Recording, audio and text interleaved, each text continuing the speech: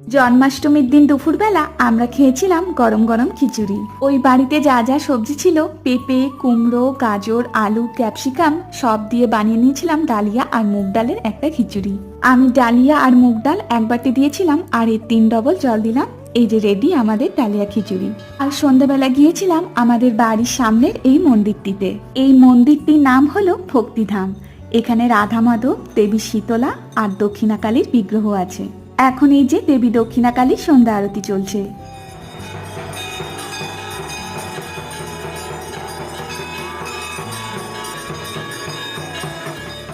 এখন নিত্য পুজো চলছে।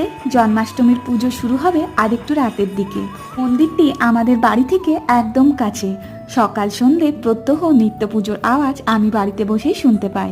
মন্দিরের ভেতরটা অসাধারণ সুন্দর কারুকার্য করা। আজ তো আমাদের পুরোটা দেখানো হলো না, নেক্সট একদিন নিশ্চয়ই দেখাবো।